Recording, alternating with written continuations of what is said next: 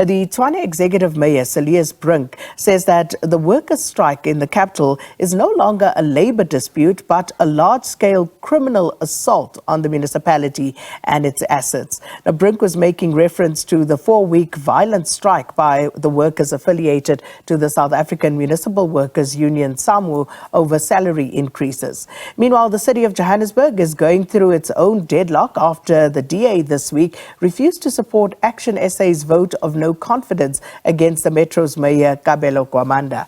The DA is instead calling for a complete council dissolution. And joining us now virtually to discuss some of the developments in the Metros is Mr. Sysman Motloung, who is a researcher on the subject of local government and public services and also a political science lecturer at the Northwest University. And this as we cast a spotlight on the country's 8 metros and their performances. Mr. Motloung, thanks so much for your time. Welcome to Morning Live. Good morning, Sakina. Glad to be here and greetings to the viewers. So, Mr. Motloung, what would you say, or perhaps let's just start by drawing a distinction between a metropolitan municipality and how that differs from a district or local municipality, and what, in your view, is their role and effectiveness in terms of policy designation? Yeah, the discussion about this demarcation of 3 types of municipalities. You look at a metro as a very large conurbation area where there's a big population, heavy traffic, and a variety of economic activities. That's in simple terms.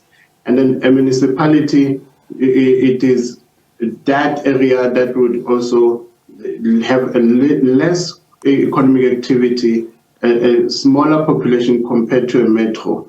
And then it is primarily to provide a small geographic area with services. While a district municipality, you could look at it as a virtual municipality, because within a district there are a collection, maybe 2, 3 or so local municipalities. Then a district provides strategic oversight over local municipalities to provide support.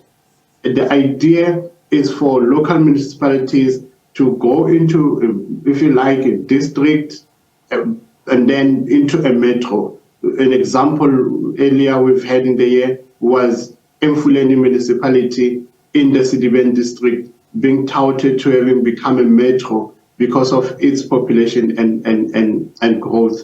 But these municipalities, a metro and a local municipality, have no relationship in terms of legal foundations. They are independent. They are separately to provide services for its people.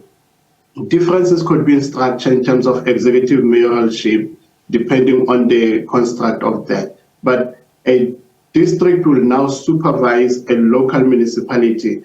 But that supervision itself is very limited in that a district municipality cannot veto the decisions of a local municipality. Then others have been talking about why do we have district municipalities at all if they cannot intervene in local municipalities where there is poor governance or there's inefficiency.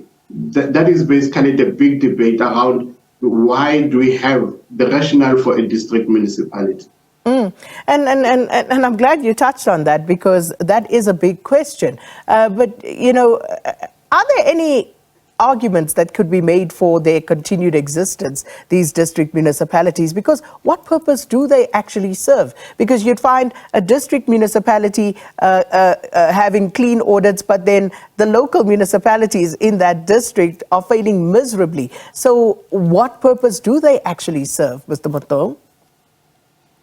Yeah, that's the big debate, and others have been saying really crudely that district municipalities are there as a job creation for, you know, ANC. When it came, there's been this talk about cadre deployment. Now it is seen as that kind of a job creation. It's similar to your provinces. Others have been talking about why do you have provinces at all, and instead devolve authority and functions to municipalities. There could be a better use of resources.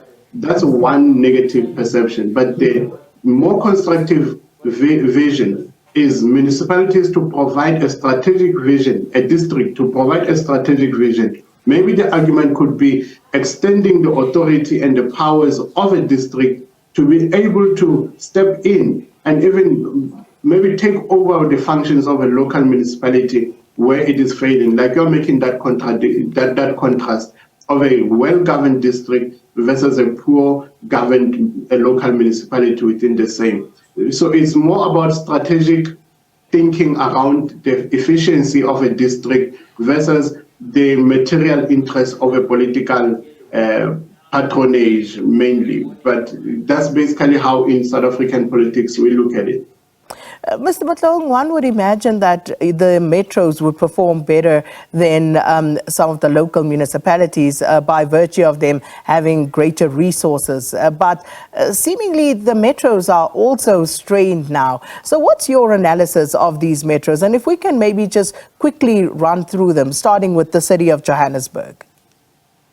Now, what we see, Sakina, is not an issue of how big or small. Look at the local municipality like Midval. Is small, yet it has arguably been a good governed municipality with clean audit on a number of times. Yet you have a big municipality, which is a metro, that might be misusing funds. We look at Buffalo City, we look at Mangaung particularly as well.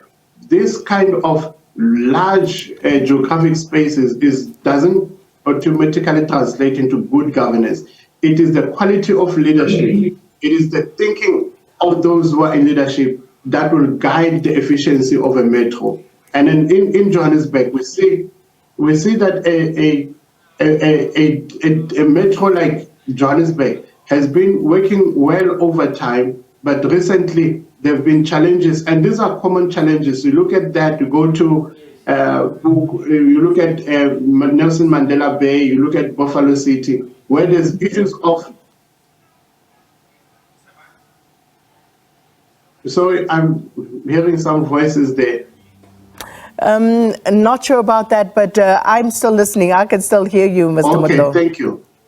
Then what we see is municipalities like Buffalo City and Mangaung, even comparing with the likes of Ekurhuleni, there has always been complaints around revenue collection and the accuracy of bills that are being charged to the resident for service provision.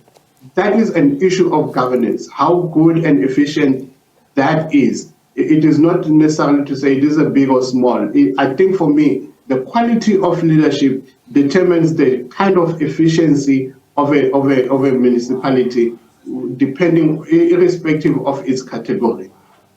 So if we look at, for example, what's happening in the city of Tshwane and Ekurhuleni as well as the other two in Gauteng, and what's been happening with the change of leadership as well at regular intervals, and that instability and how that impacts on the running of the metro, Mr. Motloung.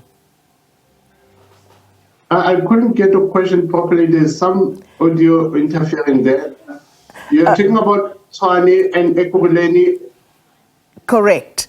And I'm talking about the change in leadership, where there seems to be instability at leadership level, and how that is impacting the running of these metros. Yeah, it does, because the kind of a leader at an executive, they have to provide oversight over the municipal officials to the extent to which they provide services, the quality services. They have to follow up on certain cases.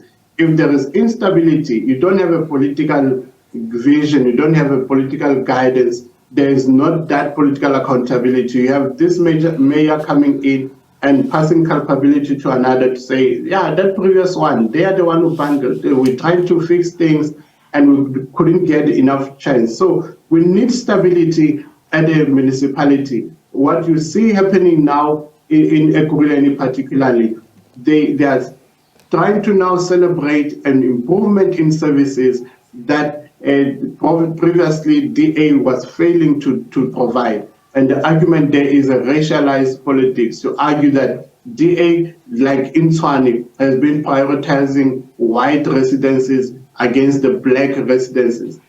And this is not acceptable in a public service that has to be non-partisan, non-racialized, that has to be promoting the general good, irrespective of one's economic class or racial categorization. So this is something that is very important that our local governance should be looking into, and especially those that are at an executive, to follow through. We have this misfortune of instability. I hope maybe in about 4 years we should overcome this.